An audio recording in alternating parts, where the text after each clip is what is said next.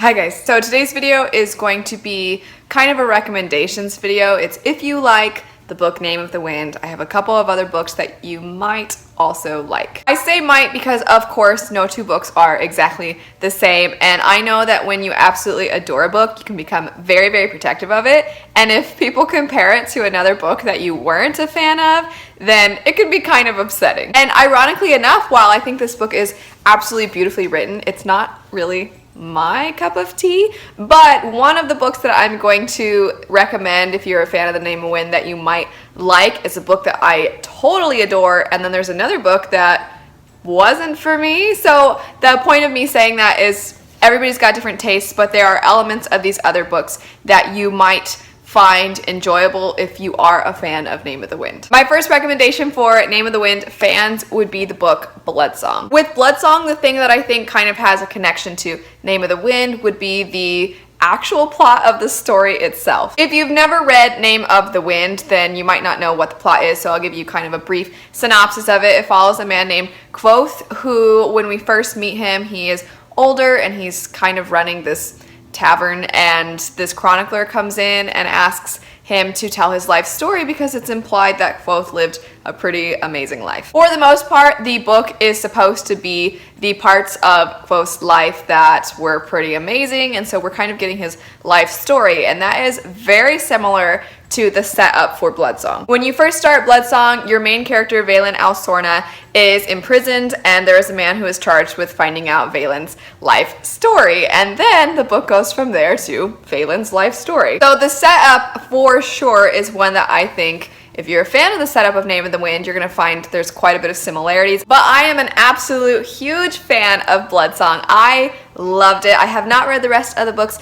in this series, but this first one was absolutely amazing. I highly, highly recommend it, and I do think if you like the setup of Name of the Wind, you will like the setup of this one also. Some differences from Name of the Wind that I want to bring attention to is the writing style. I think that Patrick Rothfuss is kind of known for having a very beautiful writing style. It's very elegant, and this one, it's not simplistic, but I would say it's more direct. Also, I would say our main characters are not particularly alike. I think Vaelin in this book would get along with Kvothe fine because Vaelin's kind of, he's pretty neutral kind of guy. He's mellow, and Kvothe is very good at things, and he is a go-getter and stuff, and Vaelin's very, very laid back. He kind of just observes things, and he's quiet and mellow, and he's not quite the same as Kvothe, so the characters themselves are very different. Speaking of characters, this isn't meant to be any kind of a political statement whatsoever. It's just kind of a fact of these books.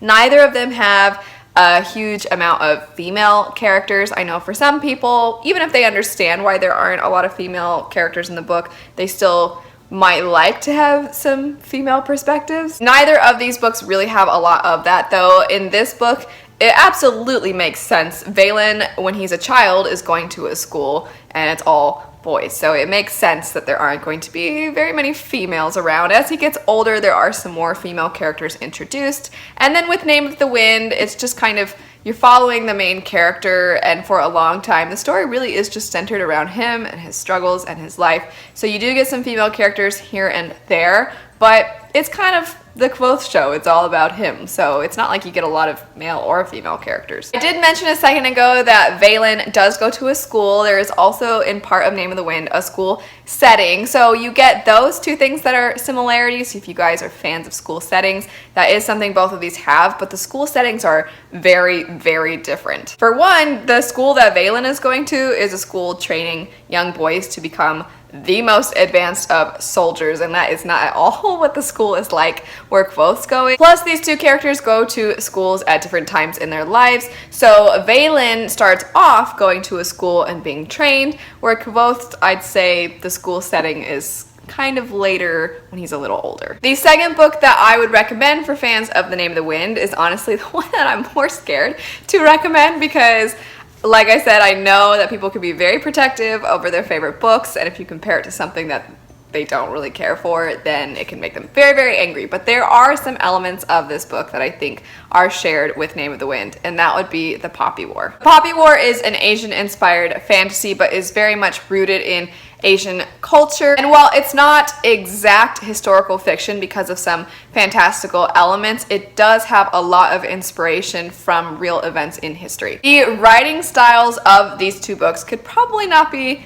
any more different. The pacing of the Poppy War is very different from the pacing of Name of the Wind. The prose themselves are very different in the Poppy War than Name of the Wind. Once again, Name of the Wind kind of takes the cake when it comes to lyrical prose. I would say the Poppy War doesn't really have a lot of lyricism. However, there are some things that most people who have read Poppy War and Name of the Wind have kind of thought, this reminds me of Name of the Wind, and some of those things would have to deal primarily with the school setting. First off, it's just the fact that there is a school setting in both of these books, and the school setting in the Poppy War is more aligned with the school setting in Name of the Wind than it was with Blood Song. The thing that so many people point out being very similar between the Poppy War and Name of the Wind is one of the characters at the university. In both of these books, this particular character is one of the professors at the school. They both have very, very similar personalities and a somewhat similar relationship to the main characters, although I would say the one in the Poppy War is maybe a little more significant than the relationship between Quoth